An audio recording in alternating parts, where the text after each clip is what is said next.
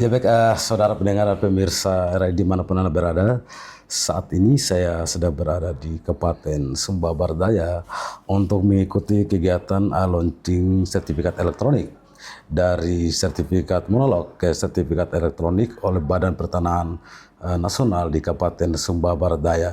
Nah, baru saja kegiatan itu berlangsung di kantor Pertanahan Kabupaten Sumba Barat Daya yang dilakukan secara daring juga ya, Bapak ya, Daring. dengan pemerintah pusat dan provinsi dan daerah. Dan saat ini saudara, saya sudah bergabung dengan Bapak Yusak Benu selaku Kepala Badan Pertanahan Kabupaten Sumba Barat Daya yang akan menyampaikan seperti apa sih kesiapan Badan Pertanahan di sini dalam peralihan dari sertifikat monolog ke sertifikat elektronik yang akan yang telah di-launching tadi untuk kedepannya, dan berapa jumlah sertifikat monolog yang ada di Sumba Barat Daya yang sudah tidak bilang tanah yang sudah disertifikasi oleh pihak Badan Pertanahan itu sendiri. Jadi saya mengajak Anda untuk kita mengikuti apa kata Kepala Pertanahan Sumba Barat Daya. Selamat siang Pak Yusak. Selamat siang, Ya, Pak teman-teman Yusak, apa dari kabar? RRI. Puji Tuhan, sehat selalu. Sehat selalu. Ya, baik, Pak Yusak, baru saja kita mengikuti SOM tadi ya, yang Bapak secara vertikal itu dilakukan secara nasional oleh Badan Pertanahan itu sendiri, dan di Sumba Barat Daya saat ini itu sudah berlangsung juga program PTSL-nya. Lalu kemudian ini adalah launching peralihan dari sertifikat monolog ke sertifikat elektronik. Ini seperti apa kesiapan dari Badan Pertanahan Nasional di Sumba Barat Daya ini, Pak Yusak? Baik, terima kasih teman-teman wartawan yang saya hormati dan saya banggakan. Kantor Pertanahan Kabupaten Sumba Barat Daya saat ini telah membenah diri untuk pelayanan yang efektif, efisien, maksimal kepada masyarakat. Tentu kami di Kementerian ATR BPN terus berbenah diri agar mempermudah, menyederhanakan dan mempercepat proses pelayanan kami kepada masyarakat melalui yang tadi disampaikan, yaitu sertifikat melalui program strategi nasional, yaitu PTSL, pendaftaran tanah sistematis lengkap, redistribusi tanah, dan kegiatan sektor lainnya. Contohnya tahun ini kami mendapatkan kegiatan yang namanya konsolidasi tanah. Nah, terkait kegiatan hari ini, kami di BPN Pusat mengikuti perkembangan teknologi era digital yang saat ini terus berkembang di negara kita. Sehingga pelayanan kami kepada masyarakat di tahun 2020 bahkan 2021 kami sudah launching kegiatan yang namanya hak tanggungan elektronik. Kemudian pengecekan secara elektronik. Hari ini proses peralihan hak juga kami sudah launching. Jadi peralihan hak saat ini yang kami proses nanti melalui elektronik juga. Sehingga hal ini tentu lebih sederhana, lebih tepat, lebih efisien, dan lebih mudah. Kami lakukan itu kepada masyarakat supaya jangan ada indikasi bahwa mengurus sertifikat hak atas tanah itu sulit, berbelit-belit, biaya yang mahal. Akhirnya kami institusi BPN ini yang mungkin dinilai oleh masyarakat bahwa pelayanan kami tidak baik. Tadi teman-teman media sendiri, pelayanan dengar sendiri bahwa pelayanan kita di SPD urutan kedua untuk NTT. Artinya apa? Kami berusaha untuk semua pelayanan kami maksimalkan dengan tenaga yang ada. Kami berusaha supaya masyarakat betul-betul terlayani dengan baik, tepat waktu, dan tidak mempersulit. Mungkin itu. Iya, baik Pak Yusak. Lalu Pak Yusak ini, apakah keuntungan atau harapan negara ini sehingga kemudian yang menjadi kemudahan bagi masyarakat sehingga dari sertifikat monolog ini dialihkan ke sertifikat elektronik? Sebenarnya tadi disampaikan oleh Kepala Pusat Data dan Informasi Pertanahan, Pak Ketut, bahwa latar belakang daripada BPN melakukan pelayanan elektronik karena kita Indonesia khususnya ada dalam alur cincin api. Artinya negara kita rawan dengan letusan gunung api, tsunami, gempa bumi, dan tidak terlepas juga dari kebakaran. Hal ini yang mendasar sehingga BPN atau Kementerian ATR dari tahun ke tahun akan berinovasi supaya data yang dulunya data fisik harus beralih kepada data elektronik. Karena pengalaman tsunami tahun 2006 di Aceh, 6 di Aceh itu banyak data pertanahan yang hilang. Kemudian ketika kita mau merekonstruksi ulang, kita kehilangan data basisnya di mana. Ini yang melatar belakangi juga sehingga pemerintah berupaya dari tahun ke tahun bagaimana caranya supaya data ini jangan dalam bentuk data fisik atau analog, tapi harus berubah ke data elektronik. Tentu akan mempermudah. Data elektronik itu koordinatnya sudah jelas. Ketika kita mau kembalikan data, mudah. Memudahkan kita. Tinggal kita panggil di dalam satelit. Ini posisinya di mana? Pasti sudah ketahuan. Dan yang berikut, kayak kebakaran. Satu kantor kalau terbakar, jelas semua data berkas, buku tanah, itu kan pasti hilang. Betul sekali. Ini juga rawan. Atau hal-hal sederhana. Kantor kita pindah ke sana kemari. Ini juga menghilangkan dokumen-dokumen yang ada. Atau masyarakat itu sendiri mengalami kehilangan sertifikat di tangannya. Baik Pak Yusak. Memang ini menjadi sesuatu yang sangat potensial jika memang itu ini dialihkan, memang itu adalah suatu kepastian ketersimpanan data daripada pemilik bidang tanah itu sendiri yang sudah sertifikat. Lalu ini pasti masyarakat kita ingin mengetahui nih Pak Yusak, apakah peralihan sertifikat dari analog ke elektronik ini hanya untuk yang terdaftar dalam program PTSL atau juga mereka yang terdahulu itu telah melakukan penyertifikatan tanah juga masuk di program peralihan dari analog ke elektronik? Baik.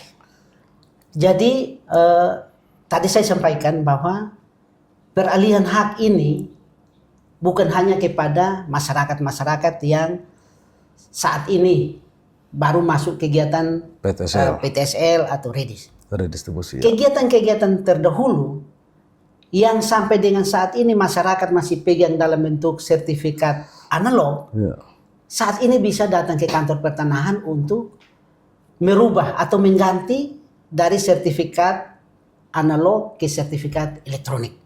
Kami sudah siap dan saat ini setiap peralihan hak, contohnya sertifikat yang tadinya dalam bentuk buku, kemudian dia peralihan hak, langsung kami terbitkan dengan sertifikat elektronik.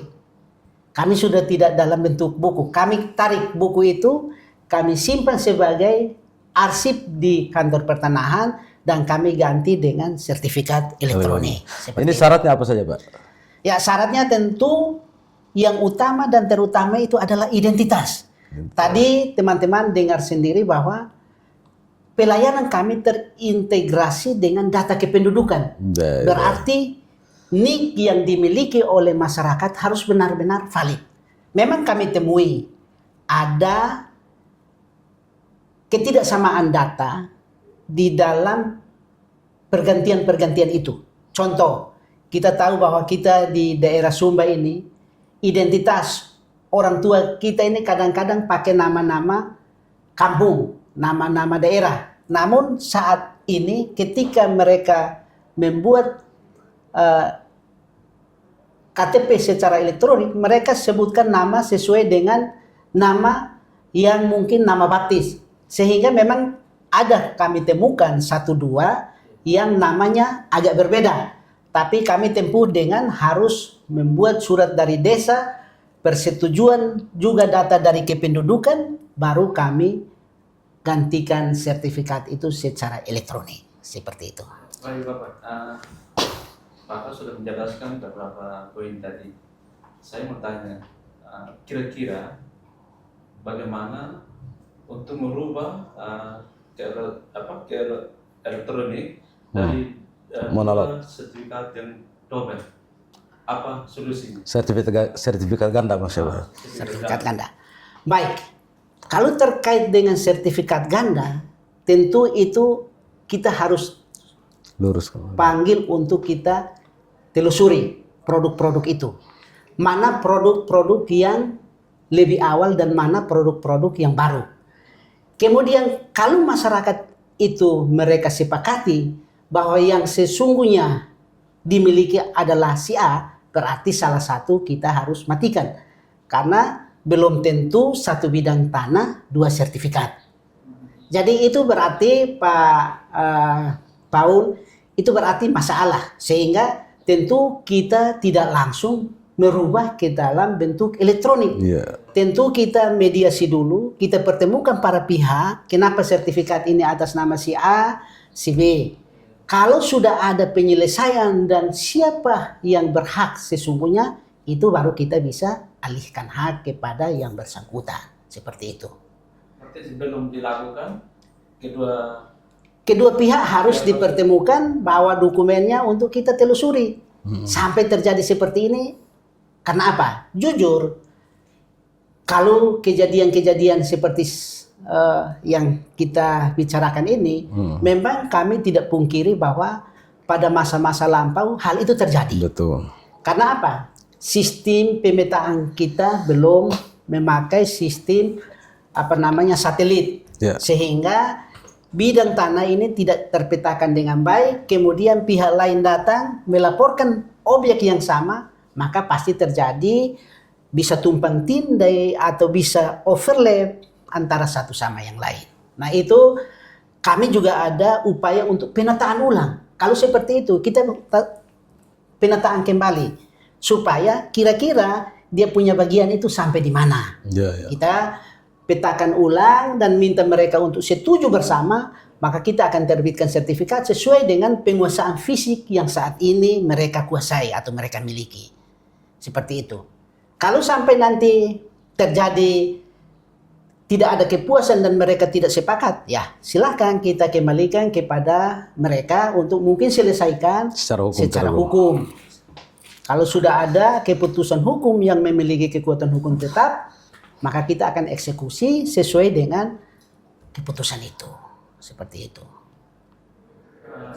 Saya Bapak, sejauh ini sudah berapa sertifikat yang dari analog ke elektronik? Baik.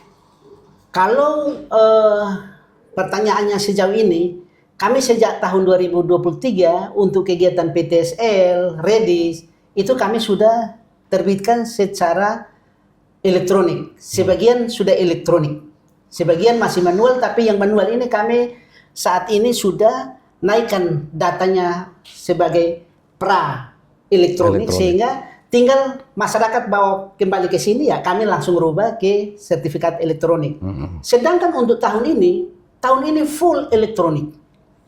Tahun 2024 ini sudah full elektronik. 2025. Kami 2025 ini sudah full elektronik, sehingga pelayanan kami sudah tidak kenal lagi manual, tapi terima sertifikat dalam bentuk elektronik. 1 lembar saja. Seperti itu. Siapa Pak? Tidak lagi, saya lanjutin. Ya, Pak Yusak, tadi sudah dijelaskan sepanjang lebar terkait tentang bagaimana masyarakat Sumba Barat Daya pada khususnya untuk kemudian mereka itu memahami secara benar terkait tentang proses peralihan hak dari hak elektronik, dari hak kepemilikan sertifikat monolog menjadi elektronik, dan supaya juga masyarakat ini tidak tumpang tindih dalam pemahaman ini ke depannya. Tapi tadi tentu saja tadi sudah Bapak Yusuf sudah jelaskan alasan-alasan mendasar peralihan ini tidak mengurangi nilai daripada hak kepemilikan itu sendiri ya Pak Yusuf ya. Apa himbauan Bapak dan harapan Bapak kepada masyarakat Sumba Barat Daya pada khususnya yang merupakan wilayah hukum layanan Bapak dalam sertifikat tanah di Sumba Barat Daya ini? Baik, terima kasih. Tentu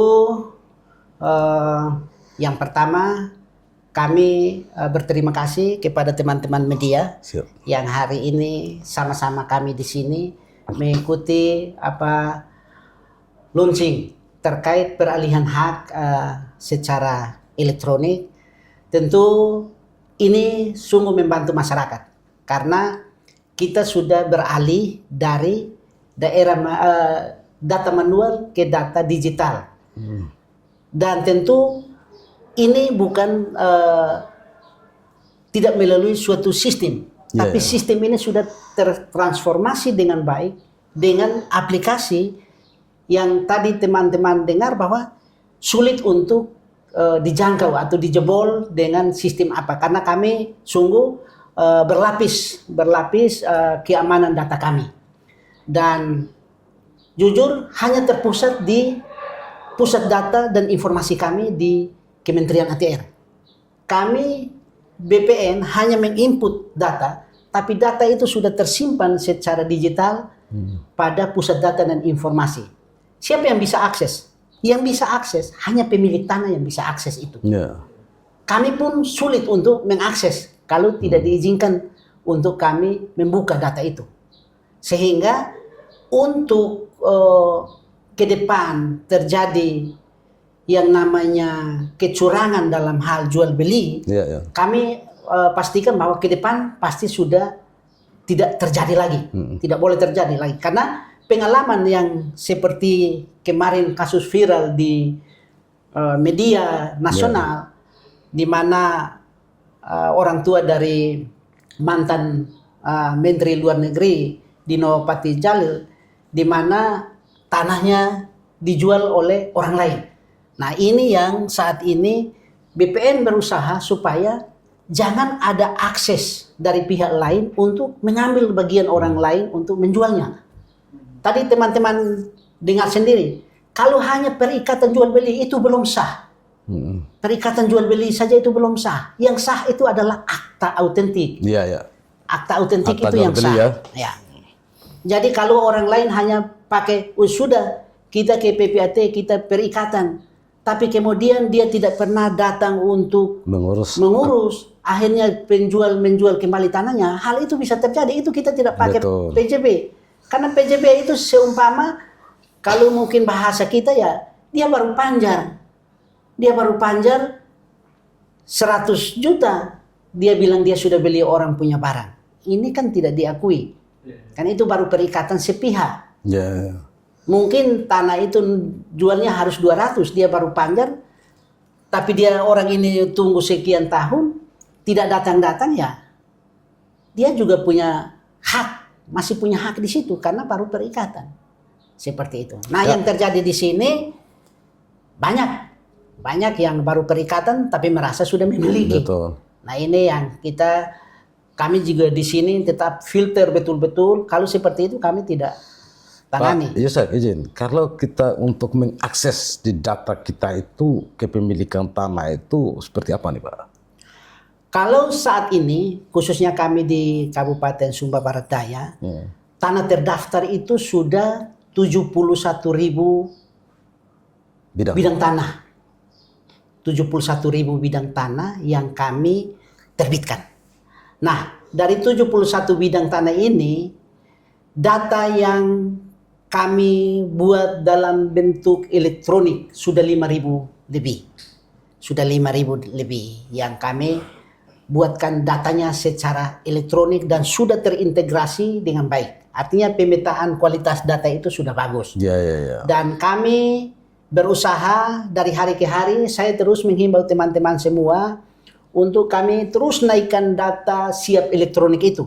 Karena kan kita sudah menerapkan pelayanan elektronik, maka data kita juga harus data elektronik. Jangan sampai kami belum siapkan data ini, kemudian masyarakat mau datang urus sertifikat, kami masih kelabakan. Ini yang saya minta teman-teman.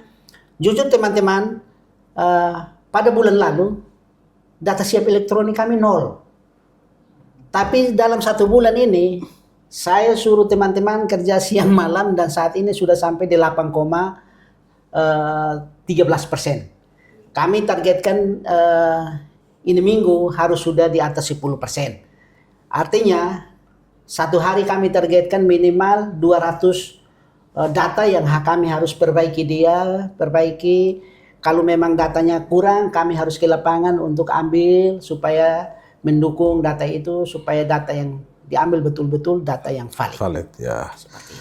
Baik Pak Yusak, terima kasih atas konfirmasinya dengan beberapa hal terkait tentang pertanahan di Sumba Barat Daya, terutama dalam peralihan data kepemilikan hak atas tanah dari sertifikat monolog ke sertifikat elektronik yang sudah di-launching secara nasional ini. Semoga masyarakat kita ini dapat memahami dengan baik ya Pak Yusak ya. Siap. Agar tidak merasa, kami tidak pegang sertifikat, bagaimana kami tahu kami punya hak nanti. Jangan sampai dalam perjalanannya kami punya nilai atau nilai dari satu bidang tanah itu dirubah oleh beberapa pihak ya, atau mengalami kehilangan, kekurangan, katakanlah dari 100 kali 100 jadi kurang kami itu karena kami tidak pegang. Tapi ada security system yang dipasang ya Pak Yusak ya. Ada server khusus sana yang hanya diakses oleh pemilik tanah itu sendiri ya. Jadi harapan daripada Badan Pertanahan tadi bahwa masyarakat dapat mengikuti semua aturan yang berkembang di bidang pertanahan itu sendiri, sehingga kemudian ke depannya itu dalam proses penyertifikatan tanah, jual beli tanah, dan peralihan hak atas tanah itu semua itu terikut prosedur yang benar sehingga tidak mengalami tumpang tindih hak kepemilikan. Demikian informasi yang dapat kami hadirkan dari Kantor Pertanahan Kabupaten Sumba Barat Daya. Saya Jerlene bersama rekan-rekan media dan narasumber saya Bapak Yusak Binu mohon pamit dari hadapan Anda.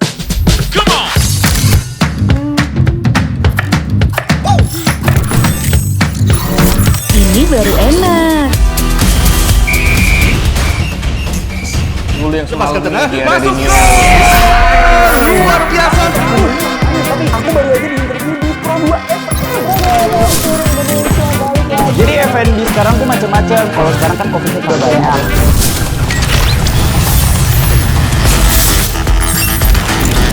Eits, jangan rebutan. RRI bisa dinikmati dari mana aja dan di mana aja. RRI multi-platform,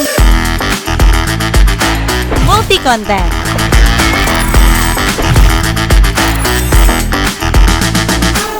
RRI punya kita.